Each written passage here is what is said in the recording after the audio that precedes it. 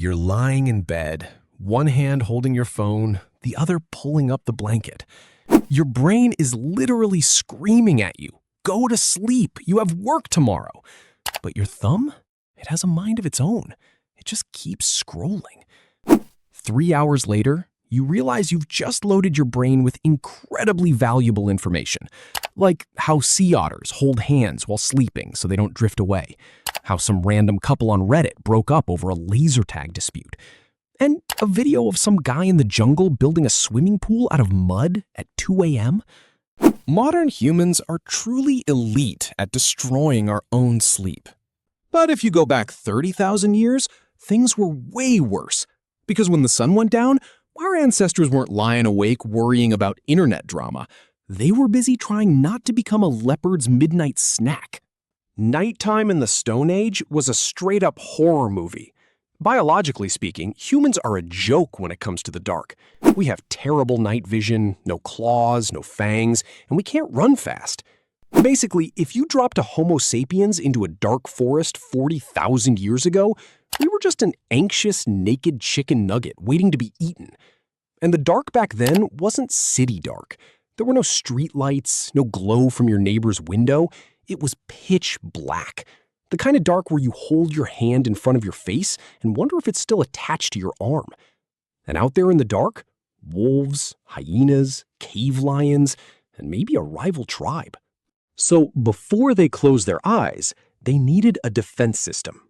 And their ultimate weapon wasn't a stone spear, it was fire. Humans have controlled fire for hundreds of thousands of years. It wasn't just for cooking. It was a flashlight, a heater, bug spray, a security fence, and honestly, a free therapy session for the brain. Seriously, there's a reason you can stare at a campfire for hours. Studies show that watching moving flames lowers your blood pressure and induces a state of relaxation almost identical to meditation. But here's the crazy part. Fire literally gave us extra hours in the day. Before fire, when the sun set, your day was over.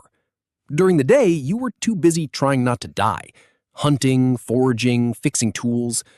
Only at night, around the fire, did we have time to do the useless but beautiful things. Think, imagine, gossip, and tell stories. Many anthropologists believe complex language and human culture weren't born during the daytime hunt, but during these midnight gossip sessions. Those campfire stories were the OG YouTube, Netflix, and Wikipedia of the Stone Age. The better you were at storytelling, the higher your social status.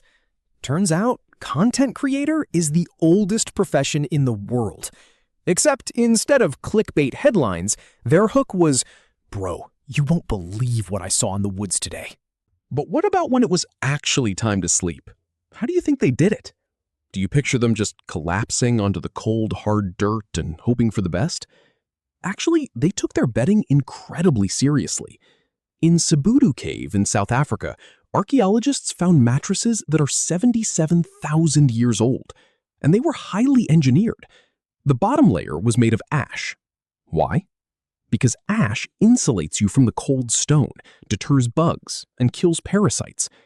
The middle layer was grass and reeds for comfort.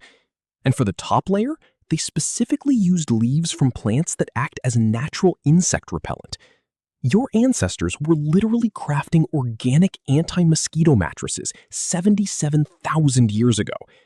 Meanwhile, in 2026, with all our chemical bug sprays, we're still losing the war against mosquitoes. They were also clean freaks. Instead of doing spring cleaning like we do, they had a more extreme method. They would literally burn the old mattress to kill the bacteria and start fresh. Deep cleaning, Stone Age style. But the strangest part is how they slept. The 8-hour sleep block we all try to get today might actually be completely unnatural. Before the Industrial Revolution, humans slept in 2 phases. They'd go to bed right after sunset, sleep for about 4 hours, and then wake up in the middle of the night.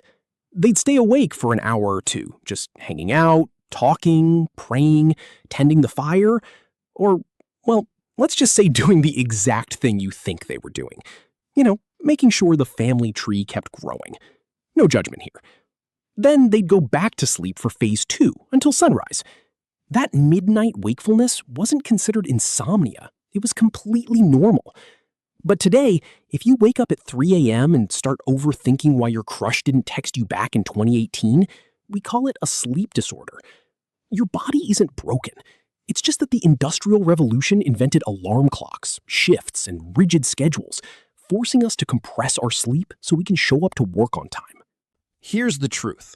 Your modern body lives in a Wi-Fi-enabled apartment, but your nervous system is still running on Stone Age software. Why do you need rain sounds on Spotify to fall asleep? Because in the Stone Age, rain meant predators couldn't track you.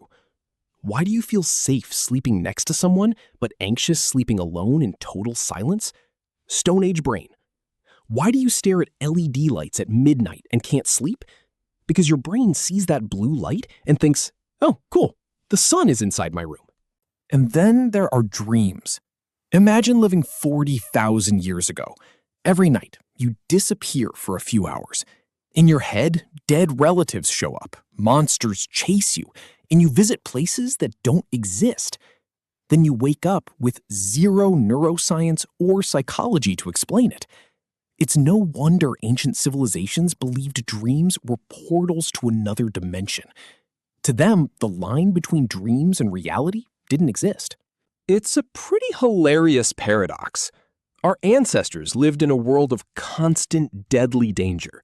No hospitals, no locks, no AC, no memory foam.